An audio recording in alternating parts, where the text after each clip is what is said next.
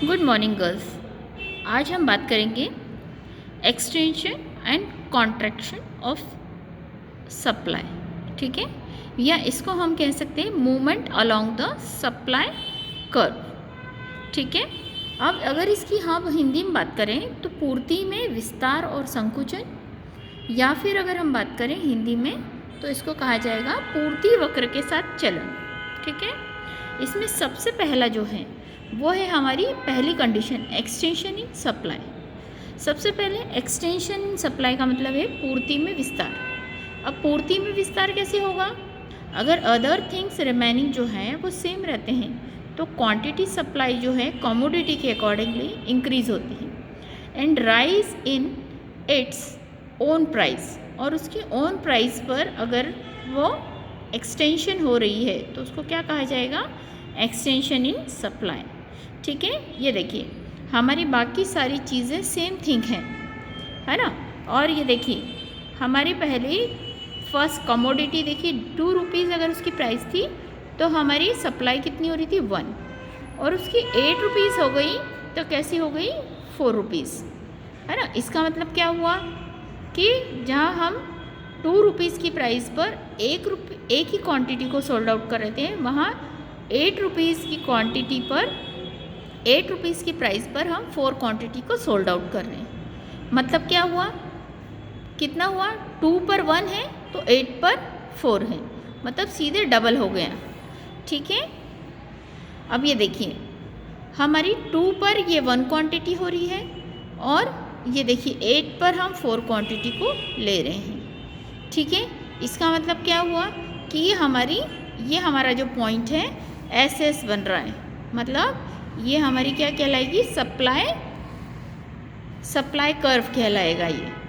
ठीक है, ये सप्लाई ऑफ एक्स और ये प्राइस। ठीक है,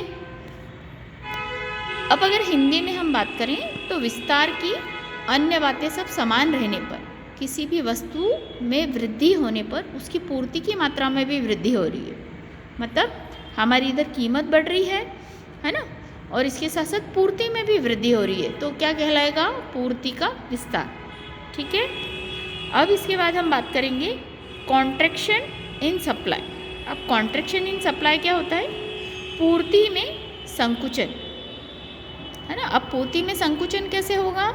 अगर अदर थिंग्स सारे सेम रहते हैं और जो हम क्वांटिटी सप्लाई कर रहे हैं कमोडिटी की वो डिक्रीज हो रही है with a fall in its own price, उसकी ओन प्राइस पर अगर वो फॉल हो रही है तो उसको क्या कहा जाएगा?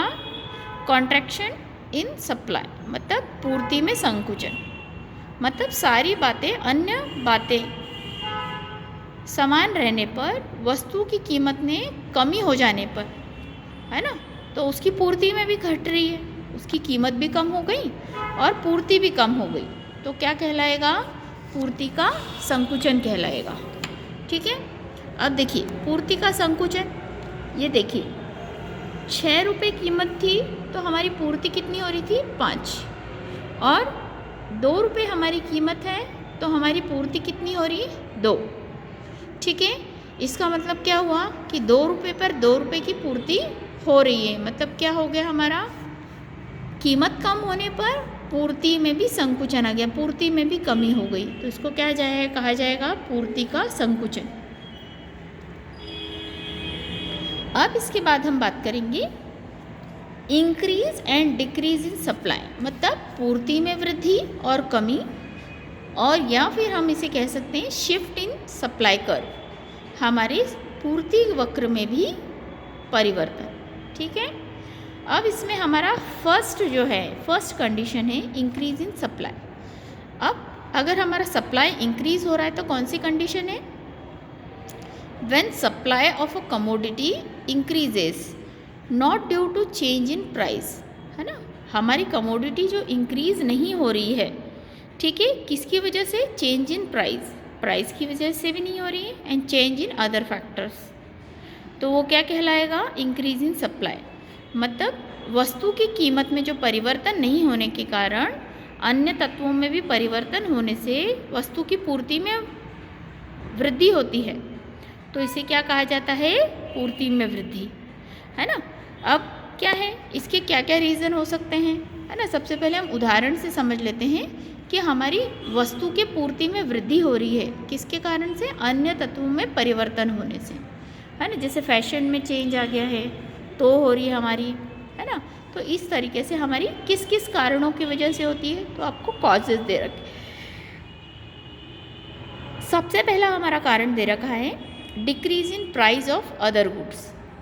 अगर अदर गुड्स की प्राइस डिक्रीज हो रही है ना, मतलब अदर गुड्स की प्राइस कम हो रही है, तो निश्चित सी बात है हमारी पूर्ति क्या हो जाएगी, इंक्रीज हो जाएगी, हमारे माल को लोग पसंद करने लग जाएंगे, है ना। अदर गुड्स की प्राइस डिक्रीज हो रही तो। Then second, decrease in price of factors of production, है ना। फैक्टर ऑफ प्रोडक्शन की जितनी भी हैं उनकी प्राइसेस अगर डिक्रीज हो रही है तब भी सप्लाई इंक्रीज हो जाएगा, है ना। फिर है third point, improvement in technology. जब भी टेक्नोलॉजी में कोई इम्प्रूवमेंट होता है तो निश्चित सी बात है सप्लाई इंक्रीज हो जाता है। भाई नई नई टेक्नोलॉजी में नए नए प्रोडक्ट आएंगे तो लोग नए प्रोडक्ट ज़्यादा खरीदेंगे, तो इससे क्या हो जाएगा, टेक्नोलॉजी में इम्प्रूवमेंट की वजह से हमारा प्रोडक्ट ज़्यादा बिकने लगेगा। देन अगर हम बात करें फोर्थ पॉइंट की, तो डिक्रीज इन टैक्सेस। हमारे टैक्सेस डिक्रीज होते हैं तो निश्चित सी बात है कॉस्ट कम हो जाएगी, और कॉस्ट कम होने पर क्या हो जाएगा, सप्लाई हमारा बढ़ जाएगा। देन फिफ्थ पॉइंट है गोल्स ऑफ सेल्स मैक्सिमाइजेशन, है ना। अब अगर हमारा सेल्स मैक्सिमाइजेशन का गोल है तो हम क्या करेंगे, एक्सपेंसेस को कम से कम करेंगे। जब हमारे एक्सपेंसेस कम से कम होंगे तो निश्चित सी बात है हमारी कॉस्ट रिड्यूस हो जाएगी। कॉस्ट कम होने पर क्या हो जाएगा, निश्चित सी बात है हमारा सेल्स मैक्सिमाइज हो जाएगा, और जब सेल्स बढ़ेगा तो निश्चित सी बात है हमारा प्रॉफिट इंक्रीज हो जाएगा। देन सिक्स पॉइंट है increase in number of forms. जब भी नंबर ऑफ फॉर्म्स इंक्रीज होती है तो निश्चित सी बात है क्या होगा, नंबर ऑफ फॉर्म्स इंक्रीज होंगी। फॉर्म्स में क्या होगा, कंपटीशन होगा, और कंपटीशन जब हेल्दी रहेगा तो निश्चित सी बात है कॉस्ट कम रहेगी, और कॉस्ट कम होने पर अच्छे प्रोडक्ट अगर जब मिलते हैं तो निश्चित सी बात है सप्लाई क्या हो जाएगा, बढ़ जाएगा, और जब सप्लाई इंक्रीज हो जाएगा तो निश्चित सी बात है हमें क्या मिल जाएगा, हमें फ़ायदा मिलेगा और हमारा प्रॉफिट मैक्सिमाइज हो जाएगा। तो आज के लिए इस वीडियो में हम इतना ही चैप्टर पढ़ेंगे, आगे वाले वीडियो में हम आगे का चैप्टर एक्सप्लेन करेंगे।